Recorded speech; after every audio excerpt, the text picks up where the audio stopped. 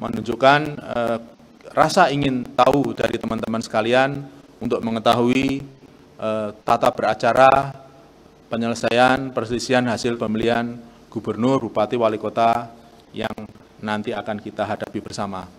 Untuk menyingkat waktu, kami silahkan kepada narasumber untuk memberikan materi. Sepenuhnya kami sampaikan kepada beliau. Lebih kurangnya dari saya mohon maaf sebesar-besarnya. Billahi taufiq wal hidayah. Assalamualaikum warahmatullahi wabarakatuh. Waalaikumsalam warahmatullahi wabarakatuh. Terima kasih Pak Imam Margono. Assalamualaikum warahmatullahi wabarakatuh. Seluruh peserta dari Bintek pada siang hari ini, sebagaimana yang telah disampaikan oleh moderator tadi, bahwa kita penyelenggaraan ini terkait dengan mekanisme dan tahapan kegiatan jadwal penanganan perkara penyelesaian hasil pemilihan umum Gubernur, Bupati, dan Wali Kota tahun 2020, dan peserta yang hadir dari anggota Perhimpunan Advokat Indonesia, yang dalam hal ini mestinya tidak asing untuk terkait dengan Mahkamah Konstitusi, karena sebagian besar Bapak Ibu insya Allah sudah banyak yang beracara di Mahkamah Konstitusi. Namun demikian perlu kami sampaikan bahwa materi yang akan kita sampaikan memang benar di dalam posisi waktu yang sangat menggoda, kan gitu ya. Bapak Ibu meskipun di tempatnya masing-masing, apakah di rumah, apakah di kantor, saya yakin juga tergoda untuk istirahat siang, kan seperti itu. Namun karena komitmen kita, marilah kita sama-sama untuk sharing terkait dengan persiapan kita dalam rangka menyambut atau adanya pilkada yang akan diselenggarakan serentak nanti di bulan Desember yang akan datang.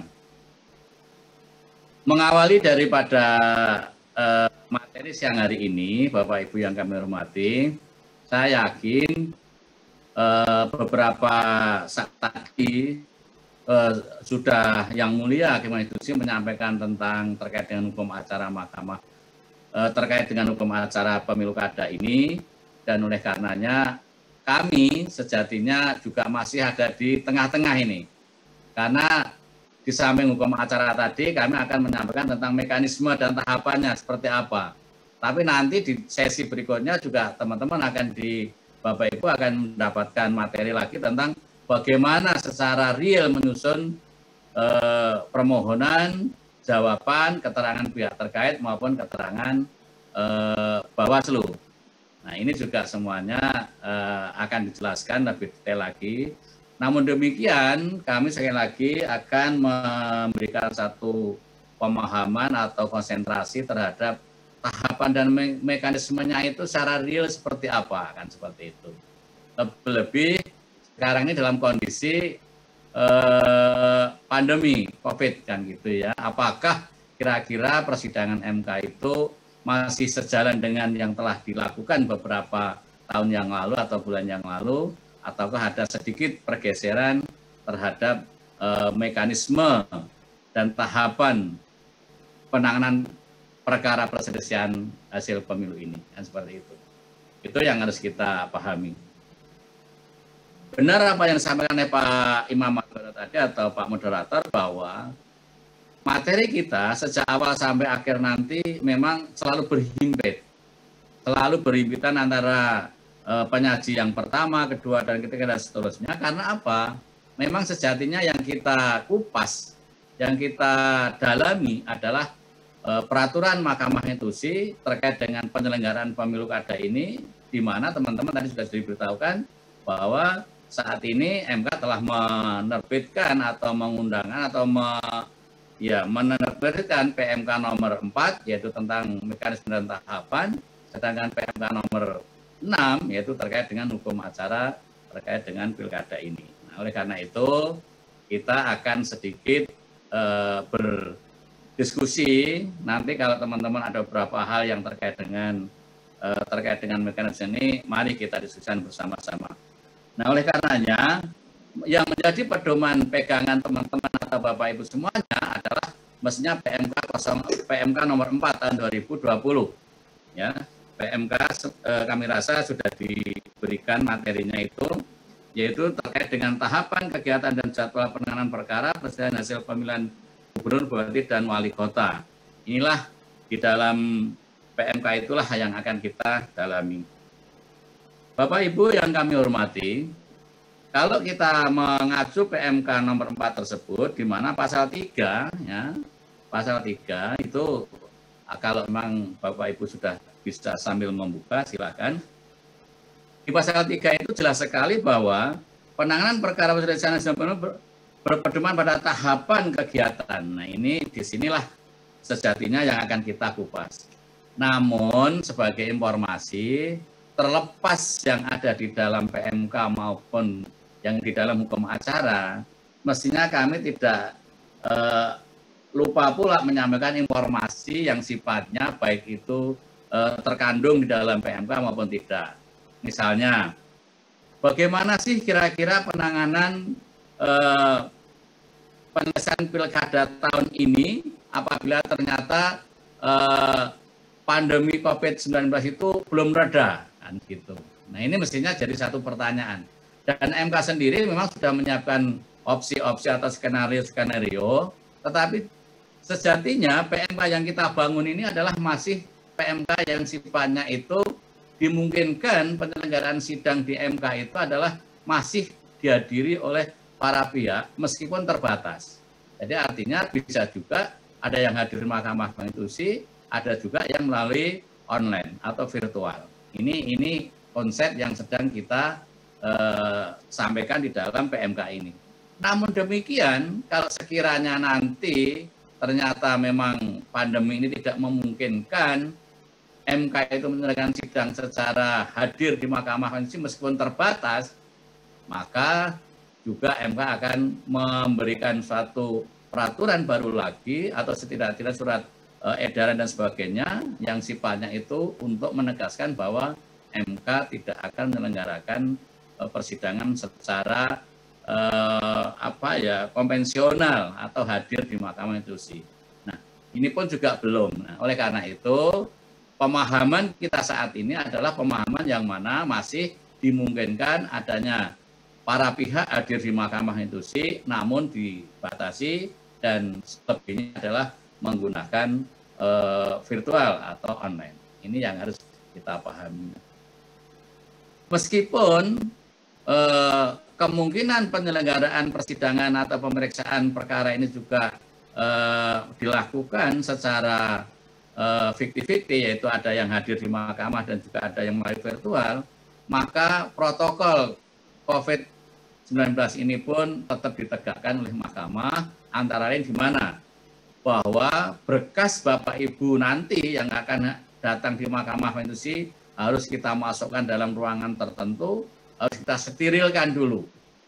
Nah, jadi ini mohon Bapak Ibu nanti sekiranya memang bagian daripada pihak-pihak yang berperkara di mahkamah, ini juga menjadi satu pemahaman. Jadi seluruh berkas para pihak, baik itu pemohon, termohon, pihak terkait, Bawaslu, sebelum masuk ke ruang penerimaan permohonan, itu semuanya harus melalui satu ruangan yang akan dibangun oleh MK, kalau memang pandemi ini memang belum reda, di mana seluruh berkas itu harus masuk dulu di ruangan tertentu, di situ akan disterilkan dulu. Kalau sudah disterilkan, baru akan dibawa masuk ke area Mahkamah Konstitusi dalam tanda kutip penerimaan permohonan maupun yang lainnya. Kan seperti itu.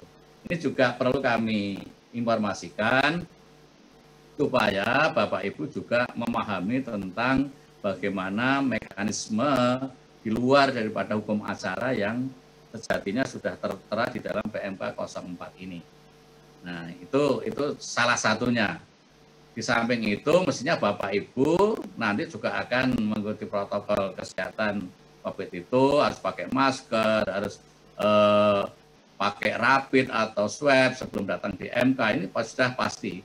Dan itu harus menunjukkan seperti itu. Nah, ini hal-hal yang perlu dipahami oleh Bapak Ibu atau teman-teman semuanya. Nah, Itu kegiatan-kegiatan yang sifatnya adalah untuk menjaga kesehatan kita bersama. Nah, sekarang mungkin dari sisi itu kita akan masuk bagaimana sih sejatinya mekanisme dan tahapan kegiatan penanganan perkara itu. Ini adalah merupakan satu penegasan yang lebih detail daripada hukum acara, kan seperti itu. Jadi kalau di dalam hukum acara Bapak Ibu itu mendengarkan ada para pihak, ada pemohon, ada panggilan sidang, ada persidangan, dan sebagainya, itu seperti apa. Nah, oleh karena itu, karena luasnya kemungkinan Bapak Ibu sebagai anggota peradi atau anggota advokat ini pemahamannya harus lebih komprehensif Bapak Ibu. Beda dengan kemarin. Pada saat kami memberikan materi untuk Bawaslu, dia hanya berposisi pasti menjadi pemberi keterangan atau pihak pemberi keterangan. Saat dengan KPU pasti dia akan menjadi termohon. Nah, karena tidak mungkin dia akan keluar daripada itu. Tapi kalau teman-teman ini semuanya, kemungkinan di empat-empatnya itu bisa berada, kan gitu. Jadi, baik menjadi kuasa hukum pemohon, juga menjadi hukum termohon, bisa juga kuasa pihak terkait, bisa juga menjadi kuasa Bawaslu kalau pihak-pihak itu membutuhkan. Tetapi artinya Bapak Ibu itu sejatinya sangat luas sekali, sangat luas sekali. Nah, akan dimanapun bisa, kan gitu ya. Beda dengan kemarin memang pihak-pihak yang secara langsung dapat dikatakan pihak-pihak prinsip, kan seperti itu. Kalau Bapak Ibu ini pihak-pihak kuasa hukum, maka di empat tempat atau di pihak-pihak yang berkaitan dengan penyelesaian ini sejatinya semuanya bisa masuk. Nah, oleh karena itu ini sangat berat bagi kami sendiri, ya, juga untuk Bapak Ibu juga sangat berat untuk memahami di tempat-tempatnya. Oleh karena itu, mari kita kupas satu persatu sebagaimana di dalam pasal 3 PMK nomor 4 itu, di mana ada 14 tahapan. Ada 14 tahapan yang ada di dalam pasal 3 itu. Kalau Bapak Ibu memahami di situ, di dalam tahapan ini pastinya adalah merupakan kegiatan-kegiatan sebagaimana yang diatur dalam hukum acaranya. Karena hukum acara itu masih sifatnya normanya saja, tapi di sini adalah seperti apa sih prakteknya, kan seperti itu. Dan dari 14 ini pun saya yakin ada yang bersentuhan secara langsung pada para pihak, ada yang memang itu tahapan yang sifatnya itu menjadi domainnya Mahkamah Konstitusi dalam proses penanganan perkara. Jadi masih ada domain-domain seperti itu. Nah, oleh karena itu mari kita kupas satu persatu, karena waktu kita itu hanya 1 jam untuk pematerian penyampaiannya. Yang pertama adalah pengajuan permohonan pemohon.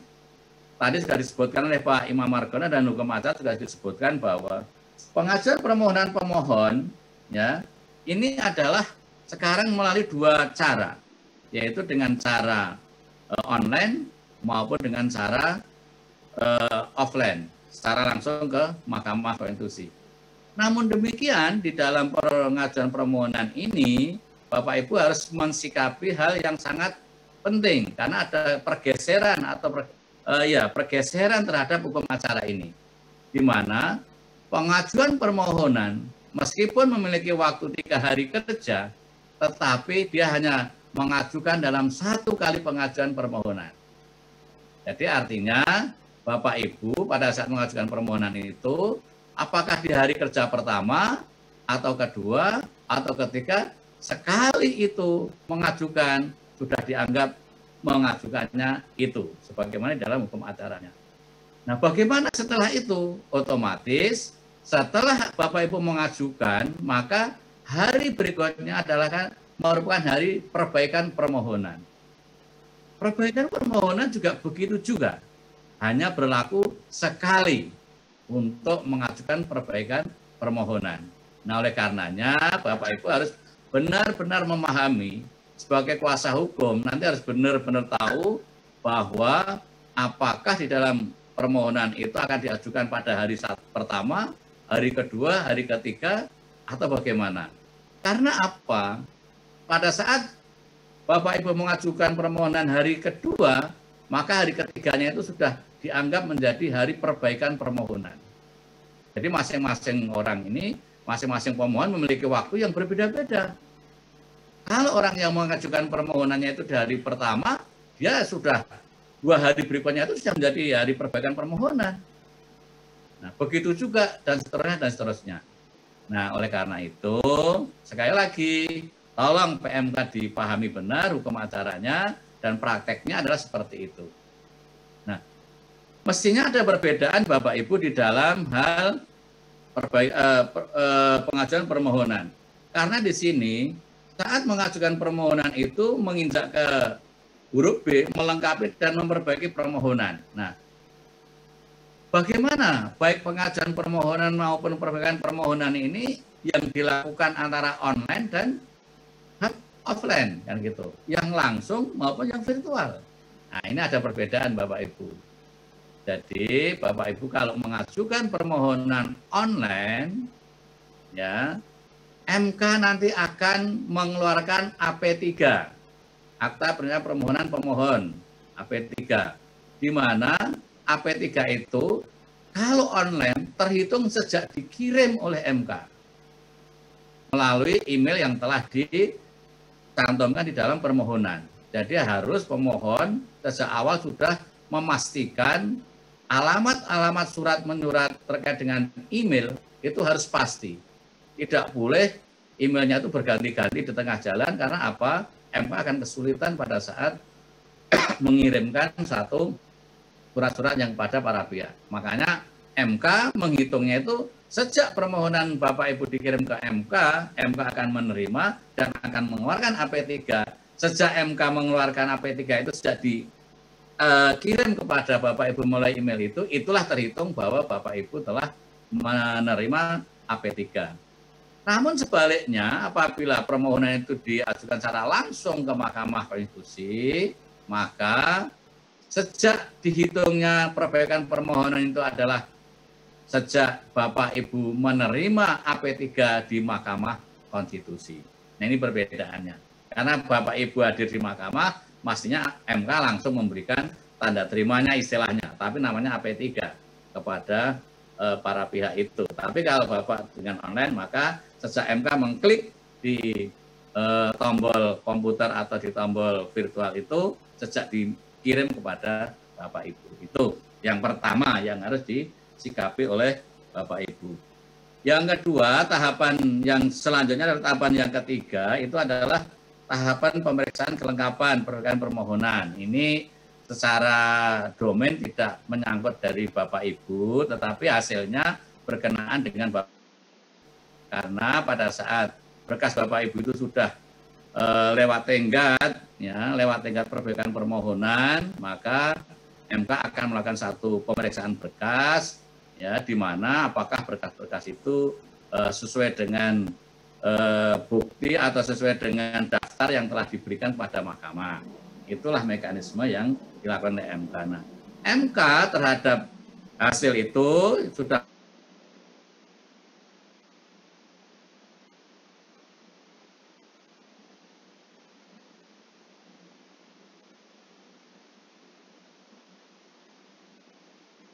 unduh hasil itu, tapi MK tidak punya kewajiban untuk mengirimkan satu persatu kepada orang per orang, kan seperti itu. Jadi Bapak Ibu tolong dalam proses ini, karena memang suasana pandemi COVID dan kita sudah mendekati ke arah virtual murni, maka juga harus aktif di dalam mengecek alamat-alamat emailnya.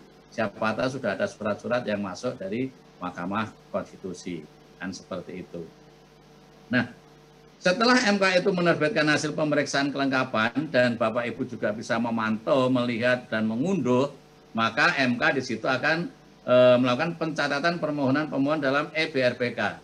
Tahapan e-registrasi inilah tahapan yang sangat ditunggu-tunggu, karena apa? Perkara di Mahkamah Konstitusi harus selesai dalam 45 hari itu terhitung sejak perkara diregistrasi. Jadi permohonan Bapak Ibu tadi di fase yang pertama ini yang paling krusial adalah terkait dengan waktu pengajuan permohonan dan waktu perbaikan permohonan. Setelah itu akan masuk fase yang sangat krusial atau sangat penting adalah fase registrasi atau pencatatan di e-BRPK. Nah, gitu. Nah, sejak itulah argo MK bawah 45 hari itu berjalan. Sejak diregistrasi itulah makanya argo MK bahwa harus selesai dalam 45 hari kerja itu berjalan. Nah, sebelum itu tadi Bapak Ibu hanya terikat di dalam pengajuan permohonan dan perbaikan permohonan. Oleh karena itu, Bapak Ibu, yang dalam konteks ini, kalau kita mengacu kepada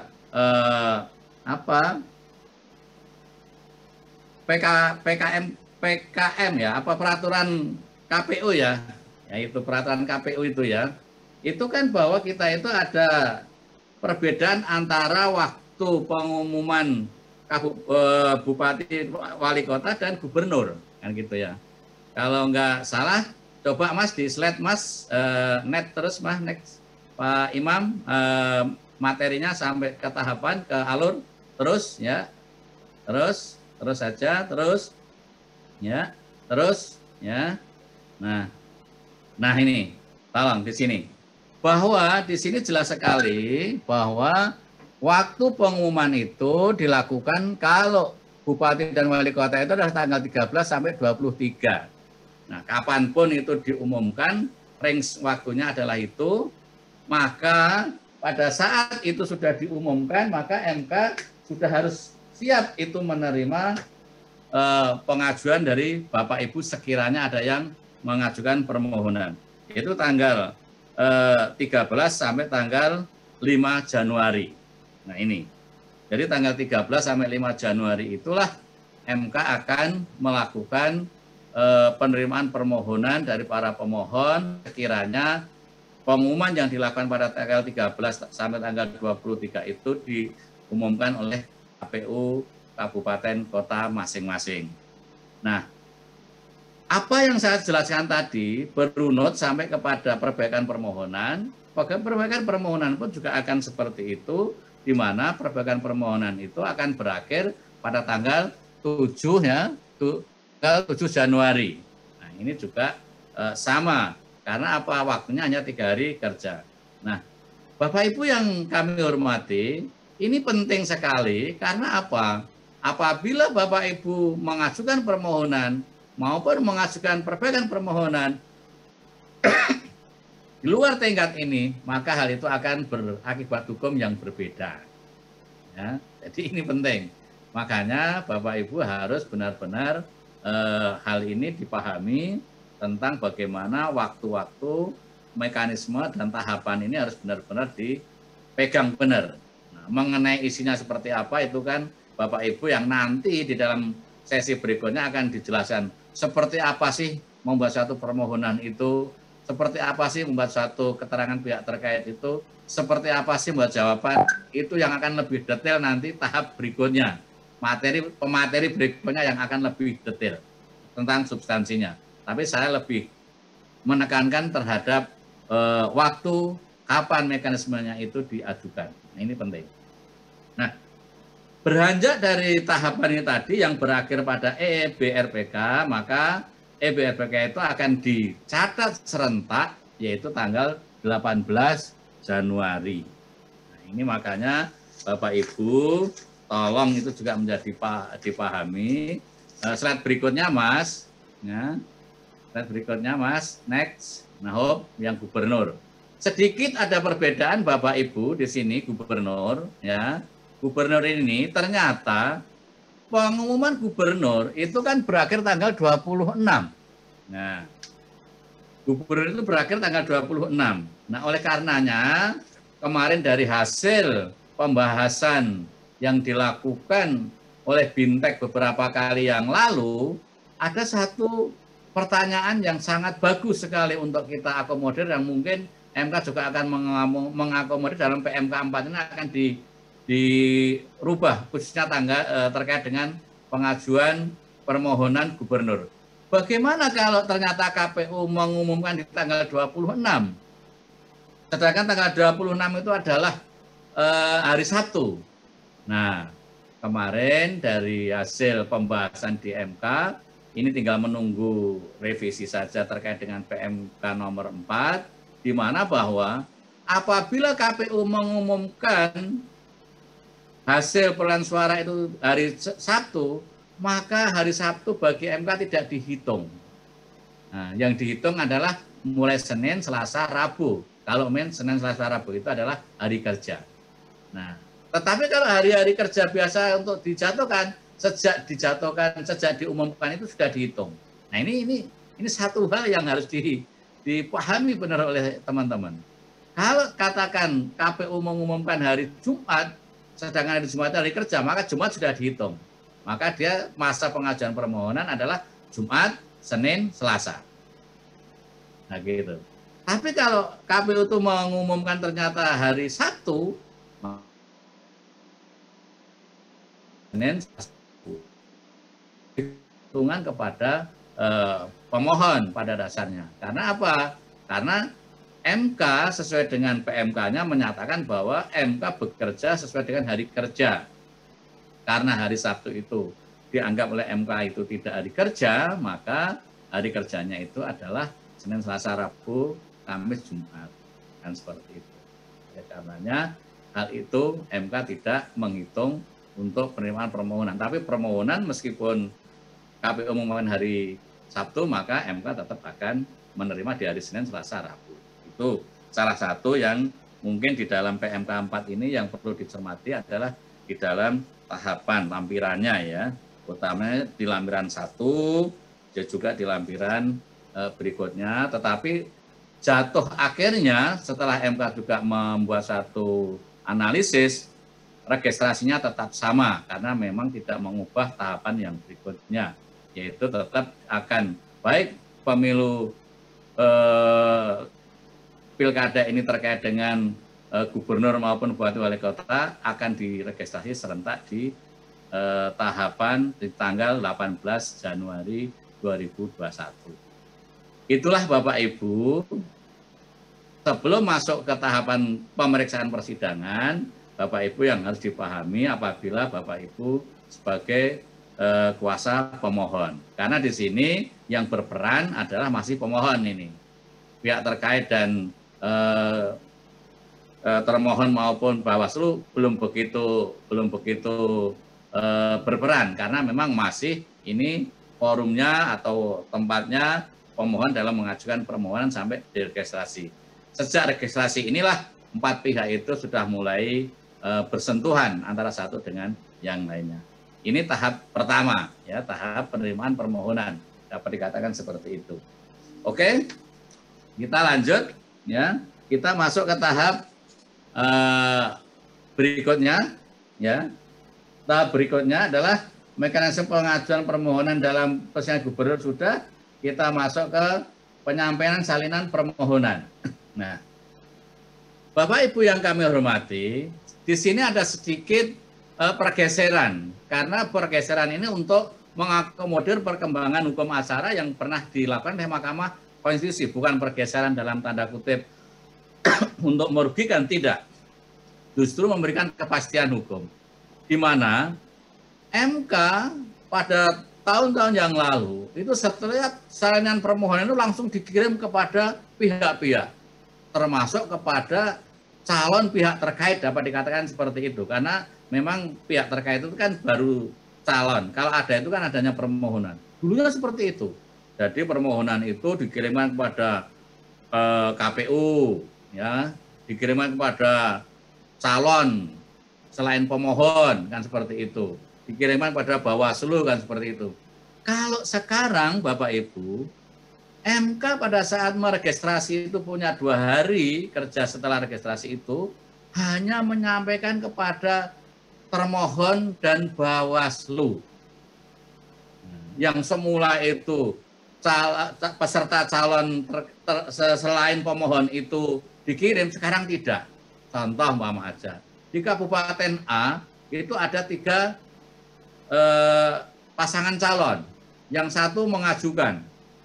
Nah, otomatis yang dua pasangan calon menjadi pihak terkait. Itu dulu-dulu MK sudah beranggapan seperti itu. Makanya MK langsung mengirimkan pada mereka. Nah, ternyata hal itu dipandang kurang pas dan bahkan ada yang merasa, loh, kok saya ditunjuk sebagai pihak terkait, saya belum mengajukan permohonan. Ada kuasa hukum yang bicara seperti itu. Oh ya betul.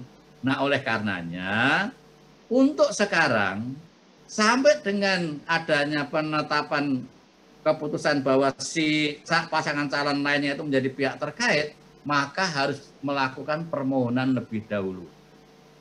Maka MK di sini ada dua posisi sekarang. Apabila permohonan itu sudah diregistrasi, maka MK akan mengirimkan salinan permohonan itu kepada KPU sebagai termohon dan Bawaslu sebagai pemberi keterangan. Sedangkan untuk yang lainnya yang akan berposisi sebagai pihak terkait, dimungkinkan sebagai belum diberi salinan permohonan. Tetapi mereka juga bisa mengunduh salinan permohonan di laman Mahkamah Konstitusi. Karena apa? MK setelah diregistrasi itu akan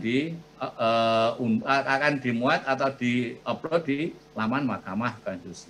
Nah, bagaimana sekarang posisi dua pasang calon yang selain pemohon tadi sama aja? Apabila dia itu ingin menjadi pihak terkait, maka dia diberi waktu untuk mengajukan permohonan sebagai pihak terkait. Nah, di sini Bapak Ibu, karena ini posisinya itu sangat penting sekali bisa berada di sini, saya jelaskan begini. Ada permohonan yang diregistrasi, maka kalau Bapak Ibu ternyata membantu pasangan calon sebagai selain pemohon, maka posisinya sebagai calon pihak terkait sebelum sidang pendahuluan yang menetapkan. Jadi Bapak Ibu pada saat itu hanya mengajukan permohonan sebagai pihak terkait. Apabila Bapak Ibu sudah mengajukan permohonan sebagai pihak terkait, maka akan memanggil Bapak Ibu untuk menghadiri persidangan pemeriksaan pendahuluan, masih statusnya adalah calon pihak terkait. Mohon maaf nih Bapak Ibu harus dipahami.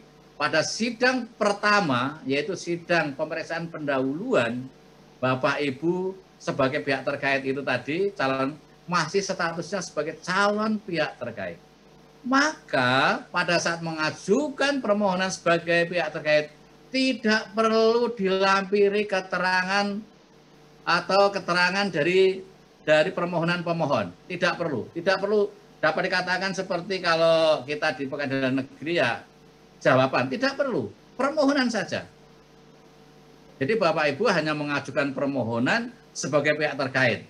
Otomatis lampiran sebagai mana yang lazim. Umpama aja karena Bapak Ibu mengajukan calon sebagai pihak terkait ya dilampiri daftar keputusan KPU tentang pasangan calon umpama aja.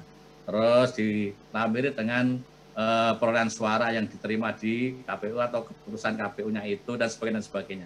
Tapi bukan jawaban bukan keterangan terhadap pihak terkait, tidak. Keterangan pihak terkait nanti akan disampaikan di tahapan berikutnya. Jadi di fase ini yang harus dikonsentrasikan Bapak Ibu, apabila Bapak Ibu nanti ternyata diminta oleh pasangan calon selain pemohon, berarti posisi Bapak Ibu di awal ini adalah sebagai calon pihak terkait. Cukup mengajukan permohonan saja. Pada saat Bapak Ibu mengajukan permohonan, MK akan memanggil Bapak Ibu menghadiri sidang yang pertama ini, masih statusnya sebagai calon pihak terkait. Ini penting ya, karena ini sesuatu yang berbeda dengan tahun-tahun berikut yang lalu. Nah, apabila Bapak Ibu sudah mengajukan permohonan sebagai pihak terkait, maka tahapan berikutnya adalah sidang pemeriksaan pendahuluan. Otomatis di sini Bapak Ibu juga ada proses pemanggilan, ada proses ini Bapak Ibu juga dipanggil. Ketentuannya ada di dalam hal ini ya, bahwa 2 hari sebelum sidang kita harus sudah menerima panggilan, ya Bapak Ibu 2 hari setelah registrasi harus mengajukan permohonan sebagai pihak terkait. Itu semuanya sudah diatur di dalam PMK. Nah, tapi yang paling penting yang harus diingat-ingat oleh Bapak Ibu bahwa Bapak Ibu pada saat mengajukan permohonan sebagai pihak terkait itu belum dilamiri dengan keterangan pihak terkait. Itu supaya Bapak Ibu tidak tidak grubyuk-grubyuk kalau orang Jawa. Tapi tidak apa ya kemurungsung lah ya, kan gitu ya. Jadi bahwa itu tidak harus itu dulu, masih panjang keterangan nanti. Yang penting Bapak Ibu bisa mengajukan permohonan sebagai pihak terkait. Oke, ini tahapan yang kedua yang sangat penting bagi Bapak Ibu untuk dipahami. Yang ketiga, lanjut ya. Nah, di sini Bapak Ibu, pada saat tahapan yang selanjutnya ini, Bapak Ibu adalah tahapan tentang persidangan. Tadi sudah saya sampaikan bahwa sidang nanti setelah adanya registrasi dan pengajuan permohonan pihak terkait itu, Bapak Ibu akan masuk ke pemeriksaan persidangan atau pemeriksaan pendahuluan.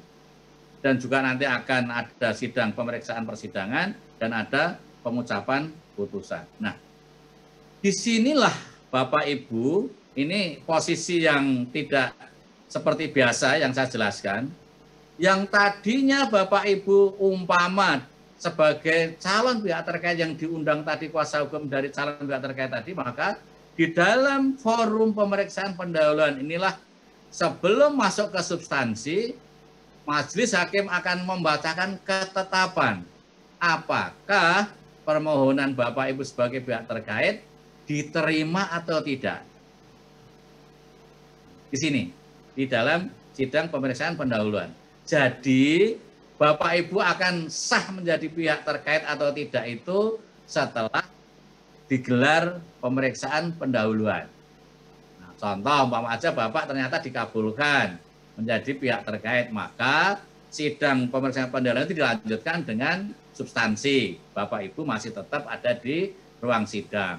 Tetapi apabila ternyata dalam pemeriksaan persidangan itu sebelum masuk ke substansi ini ketetapannya itu menyatakan bahwa calon pihak terkait yang dipanggil itu ternyata tidak memenuhi syarat dan dia itu tidak diterima oleh MK, maka Bapak Ibu yang tidak diterima itu dipersilakan untuk keluar dari ruang sidang. Tidak bisa mengikuti persidangan. Dalam tanda kutip, persidangan itu dapat menyampaikan sesuatu hal itu. Tapi kalau melihat mengikuti persidangan sebagai pengunjung, ya boleh, tetapi kan tidak menjadi pihak. Intinya seperti itu. Nah, di sini penting sekali Bapak Ibu, maka tahapan yang tadi masuk ke tahapan pemeriksaan persidangan, yaitu di tahapan pemeriksaan pendahuluan. Inilah pihak terkait bisa menjadi pihak yang secara formal ditetapkan oleh Mahkamah Konstitusi. Nah, sekarang kita masuk ke tahapan sidang pemeriksaan pendahuluan. Ini baru tadi saya intronya untuk masuk ke pemeriksaan pendahuluan. Mas, coba lanjut Pak Net. Ya, nah di sini. Bapak Ibu yang kami hormati, sidang pendahuluan mana? Sebelum ini kali, Mas. Oh, sudah, betul. Sudah benar, sudah betul. Oke. Di sini sidang panel atau pleno pemeriksaan pendahuluan yaitu sudah ditegaskan di dalam materinya Bapak Ibu bahwa di situ antara lain untuk memeriksa kelengkapan dan seterusnya, ya memeriksa dan seterusnya dan mengucapkan ketetapan sebagai pihak terkait. Mestinya mengucapkan sebagai pihak terkait itu yang pertama Bapak Ibu. Jadi sebelum AB itu MK akan menetapkan dulu utamanya calon pihak terkait itu diterima atau tidak. Nah, siapa saja yang ada di sidang pemeriksaan pendahuluan ini? Pastinya sebelum ditetapkan dikabulkan oleh mahkamah itu di situ ada pemohon, ada termohon yaitu KPU, ada Bawaslu dan ada calon pihak terkait. Calon pihak terkait itu setelah ditetapkan dan diterima oleh mahkamah, maka akan berubah menjadi pihak terkait. Itu yang menjadi konsentrasi Bapak Ibu harus dipahami. Nah, apa saja kegiatan yang ada yang dilakukan di dalam pendahuluan ini. Kapan itu dilakukan? Nah, kalau Bapak Ibu melihat denahnya itu adalah dilakukan pada tanggal 26 sampai 29 Januari. Ya. Jadi 26 sampai 29 Januari kalau nggak salah itu akan dilakukan 4 hari pemeriksaan pendahuluan. Jadi Bapak Ibu nanti akan berada dimanapun, apakah menjadi kuasa pemohon, kuasa termohon, kuasa pihak terkait maupun kuasa Bawaslu, memahami bahwa sidang pemeriksaan pendahuluan ini dilakukan dalam 4 hari. Berapapun perkaranya MK nanti. Jadi belum tahu ini, tapi MK menargetkan ada 4 hari. Karena apa? MK memiliki 3 panel Bapak Ibu. Yang tadi di depan kami belum menjelaskan. Jadi nanti Bapak Ibu itu akan berada di 3 panel. Ada panel 1, panel 2, panel 3. Nah, oleh karena itu 1 kali 1 hari itu ada 3 ruang sidang yang berjalan.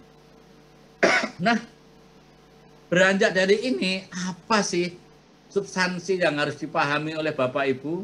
Bahwa di dalam sidang pemeriksaan pendahuluan ini masih forumnya pemohon Bapak Ibu. Yang punya forum di sini adalah pemohon. Artinya apa? Pemohon akan menyampaikan pokok-pokok permohonannya dan MK akan memberikan masukan atau perbaikan atau nasihat terkait dengan kelengkapan dan syarat-syarat permohonan itu. Jadi di sini untuk KPU juga sebagai termohon juga belum punya peran untuk memberikan jawaban. Pihak terkait yang tadi dikabulkan tadi juga belum menyiapkan keterangan pihak terkait. Bawaslu juga belum.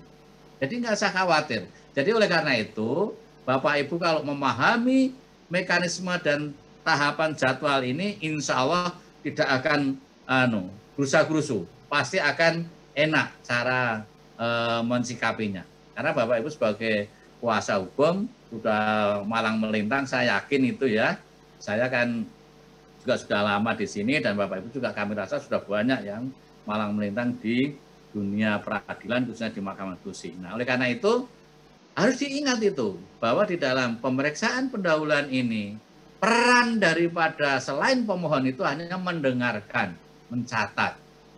Nah, mendengarkan, mencatat apa yang berkembang di dalam persidangan itu. Nah, apabila ada hal yang tidak pas, itu pastinya akan menjadi bagian yang akan menjadi substansi jawaban maupun keterangan nanti, kan gitu. Jadi di sini insya Allah belum menjadi jawab jinawab seperti yang kita ketahui Bapak Ibu. Jadi di sini masih benar-benar menerima apa yang menjadi masukan, apa yang menjadi bahan atau permohonan pemohon.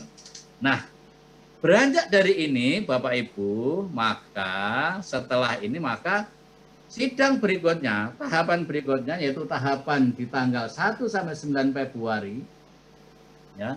1 sampai 9 Februari ini adalah tahapan di mana sidang Bapak Ibu akan menyampaikan keterangan ya, sebagai termohon, sebagai pihak terkait, sebagai Bawaslu. Disinilah termohon akan menyampaikan jawabannya, jawaban termohon. Disinilah pihak terkait akan memberikan keterangan sebagai pihak terkait.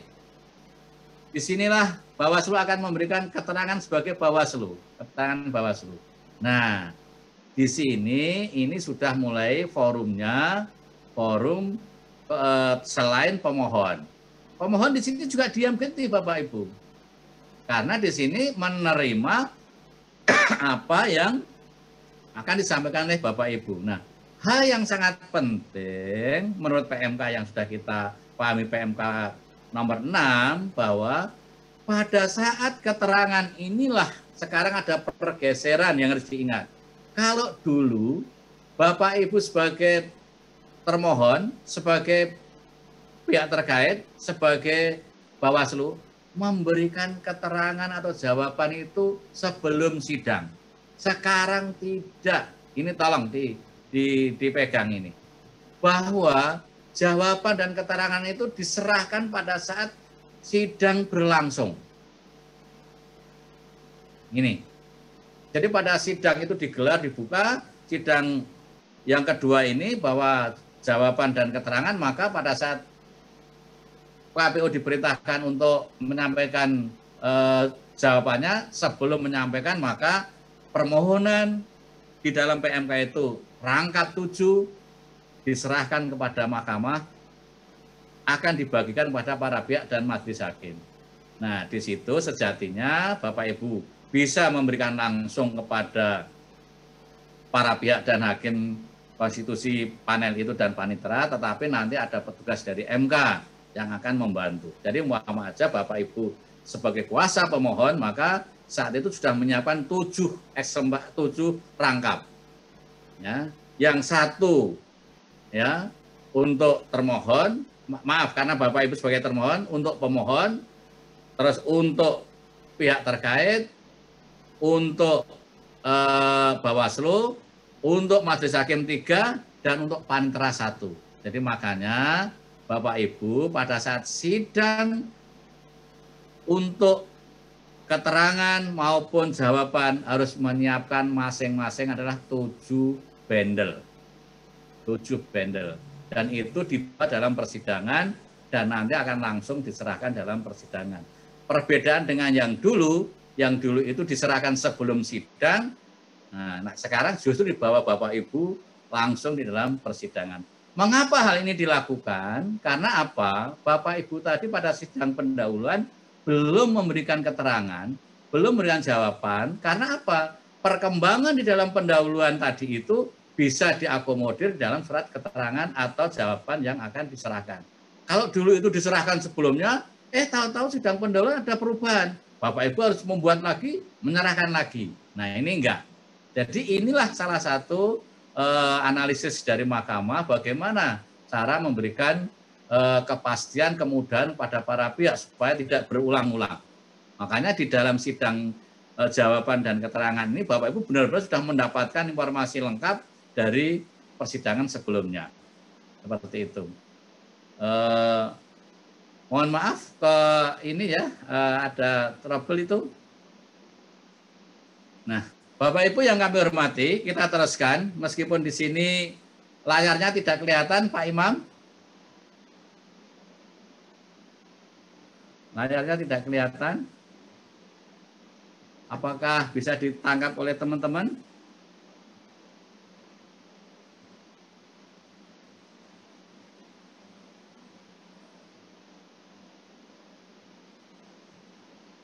Apakah bisa ditangkap oleh teman-teman?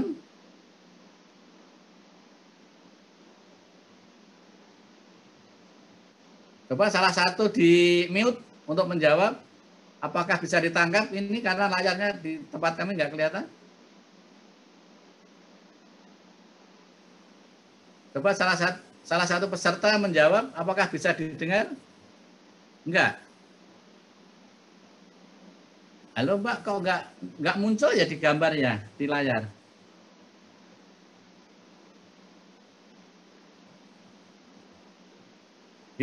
Di layar nggak muncul Mbak? Di layar nggak muncul presentasenya.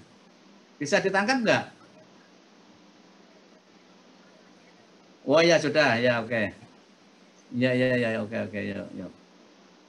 Jadi Bapak Ibu yang kami hormati, tahapan menyampaikan keterangan dan jawaban ini penting karena apa? Disinilah Bapak Ibu bisa mengakomodir seluruh peristiwa persidangan di depan, yaitu di dalam pendahuluan tadi. Nah, Bapak Ibu yang kami hormati, setelah tahapan ini yang dilakukan pada tanggal 1 sampai 9 Februari, maka MK akan melakukan RPH, rapat permusyawaratan hakim, terhadap seluruh perkara yang telah disidangkan untuk mendengarkan jawaban maupun keterangan pihak terkait. Untuk apa? Yaitu untuk menentukan perkara-perkara mana saja yang bisa lanjut. Perkara-perkara mana yang harus dihentikan pemeriksaannya karena sudah dipahami oleh mahkamah. Nah, seperti itu. Nah, intinya kalau Bapak Ibu yang dulu pernah berkembang, yaitu adanya putusan dismissal, kan seperti itu ya. Jadi setelah ini nanti ada putusan atau ketetapan di mana MK akan menetapkan perkara-perkara mana yang lanjut, perkara-perkara yang tidak lanjut. Nah, otomatis itu pun juga terkait dengan ketentuan di dalam hukum acara, Bapak Ibu juga sudah bisa melihat. Oleh karena itu, sidang pleno pengucapan putusan atau ketetapan itu akan dilakukan tanggal 15 dan 16 Februari. Ya. Tanggal 15 dan 16 Februari. Itu yang akan dilakukan oleh Mahkamah Konstitusi terhadap seluruh perkara tersebut, dirapatkan, dimusyawarahkan apakah akan lanjut atau tidak. Disitulah yang perlu dipahami oleh Bapak Ibu semuanya, yaitu tanggal 15 sampai tanggal 16 Februari. Nah, Bapak Ibu yang kami hormati, oleh karena itu, di dalam sidang sebelum pengucapan putusan kalau yang dulu dikenal dismissal itu, maka Bapak Ibu belum perlu menyiapkan saksi atau ahli. Ya, kalau alat bukti ini sih memang sejak awal, sejak menyerahkan itu sudah bisa dilampirkan.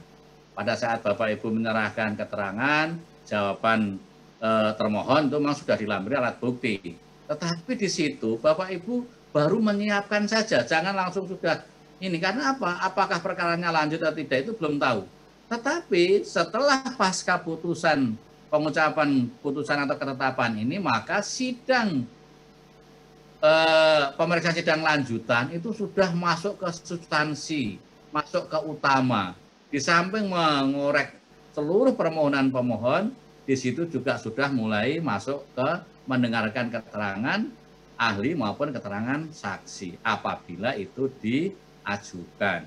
Nah, oleh karena itu, tahapan pemeriksaan lanjutan ini adalah akan dilakukan oleh mahkamah, di mana dilakukan sejak tanggal tanggal 19 sampai dengan tanggal 5 Maret. Nah, gitu ya.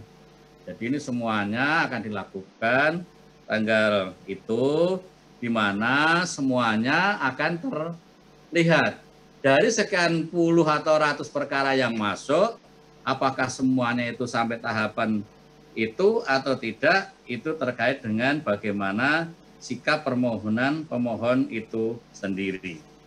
Demikian untuk tahapan sampai persidangan itu Bapak Ibu. Nah, apa saja yang harus disiapkan? Jelas pasti, karena ini sudah masuk ke dalam ranah substansi yang sangat dalam terkait dengan permohonan Bapak Ibu, maka di situ pasti Bapak Ibu akan mengajukan bukti-bukti yang lebih konkret, penjelasan-penjelasan yang lebih konkret, dan juga saksi maupun ahli yang dibutuhkan.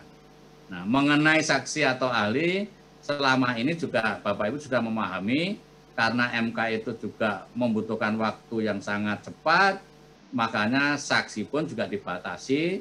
Yang selama ini Bapak Ibu kalau sudah beracara di mahkamah, saya rasa juga sudah pernah mengalami, di mana pada saat Pileg atau Pilpres itu juga ada pembatasan jumlah saksi maupun jumlah ahli yang boleh diajukan, jumlahnya banyaknya, kan seperti itu. Itulah Bapak Ibu yang kami hormati, setelah semuanya dilakukan ya di dalam pemeriksaan tanggal 1 Februari dengan tanggal 19 Februari sampai dengan tanggal 6 Maret ya, maka MK akan melakukan rapat permusyawaratan hakim lagi, di mana MK akan memutus seluruh perkara itu, dan yang akhirnya akan diucapkan pada tanggal paling lambat, yaitu tanggal 14 Februari, 23 Maret, yaitu sejak tanggal 19 sampai 23 Maret. Itulah MK akan mengucapkan putusan. Nah, oleh karena itu Bapak Ibu, tahapan ini penting untuk dipahami benar, untuk disikapi pada saat Bapak Ibu sebagai pihak. Oleh karena tadi saya sudah sampaikan, Bapak Ibu itu sejatinya bisa berada di 4 posisi, yaitu bisa sebagai pemohon, karena kuasa hukum pemohon, bisa di termohon, bisa di pihak terkait, dan bisa di Bawaslu. mengenai apakah Bawaslu membutuhkan dan sebagainya itu hal yang lain, tetapi dalam secara normatif Bapak itu bisa jadi kuasa di 4 pihak itu, maka harus benar-benar dipahami semua tahapan itu, karena pada saat Bapak posisinya pemohon pasti harus berbeda pemahamannya terhadap pihak terkait, mesti akan berbeda, karena konsentrasi terhadap pemohon dan pihak terkait itu masing-masing memiliki domain atau waktu yang berbeda-beda yang perlu dipahami. Itulah Bapak Ibu yang kami hormati secara garis besar ya, karena tadi juga sudah disampaikan hukum acara, kami hanya menjelaskan secara rincinya tentang tahapan-tahapan itu, dan materi juga sudah disampaikan. Kami rasa di situ bisa dipakai sebagai acuan pada saat nanti beracara di mahkamah. Artinya tanggal waktu-waktu itu, konsen waktu itu penting, dan mengenai substansi, apakah itu jawabannya seperti apa, keterangan pihak terkait seperti apa, itu insya Allah kalau memang nggak salah itu sesi berikutnya ini adalah untuk benar-benar menuju atau menukik terhadap tata cara penyusunan permohonan jawaban keterangan. Nah, ini setelah saya nanti kelihatannya sesi berikutnya itu ke situ. Nah, itulah yang nanti Bapak Ibu dalami lagi, dan juga besok akan diadakan simulasi, dan itu pun juga terkait dengan itu. Kalau kami masih agak berimbit dengan hukum acara, tetapi saya lebih terhadap tanggal-tanggalnya, MK seperti apa sih kira-kira? Maka MK secara tidak langsung yang harus menjadi patokan bahwa registrasi tanggal 18 Januari akan berakhir tanggal 23 Maret. 45 harinya kurang lebihnya ini. Nah, inilah yang menjadi waktu 45 hari kerja harus sudah selesai, itu adalah antara tanggal 18 Januari registrasi serentak sampai tanggal 23 Maret. Ini untuk pemilu yang kita lakukan pilkada di tahun 2020 ini. Nah, oleh karena itu hal ini penting. Itu kurang lebih yang dapat kami sampaikan terkait dengan pokok-pokok mekanisme dan tahapan dan jadwal. Sejatinya masih banyak yang perlu kita kupas, tapi saya yakin Bapak Ibu memiliki satu pemahaman yang perlu didiskusikan. Nah, karena saya yakin sudah malang melintang di MK, sudah demikian pahamnya, dan ada yang perlu didiskusikan bersama-sama.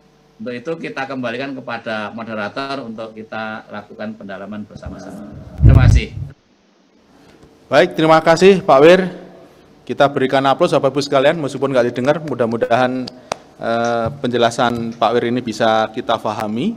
Tapi setidaknya memang Bapak Ibu menjadi tahu sekarang ada beberapa perbedaan yang pokok mengenai hukum acara penanganan perselisihan penanganan pemilihan kepala daerah dengan penanganan kepala daerah sebelumnya. Ada beberapa perbedaan yang sangat signifikan, dan perbedaan ini tadi sudah dijelaskan terkait dengan penyampaian dan penyampaian sebagai pihak terkait dan waktu penyampaian jawaban termohon maupun jawaban pihak terkait. Nah, ini Bapak Ibu sekalian, memang ini materi ini paling penting tadi penekanannya pada tahapan-tahapan, tanggal-tanggal yang sangat penting. Tanggal di mana tadi juga beliau juga menyampaikan berdasarkan BIMTEK dengan target grup sebelumnya akan ada perbaikan ya, akan ada perbaikan mengenai tahapan atau tanggal krusial yang tadi beliau juga sampaikan. Tentunya nanti akan menjadi pedoman tanggal pasti yang nanti akan kita lalui bersama. Baik, kami akan memberikan kesempatan Bapak Ibu sekalian untuk kita melakukan diskusi.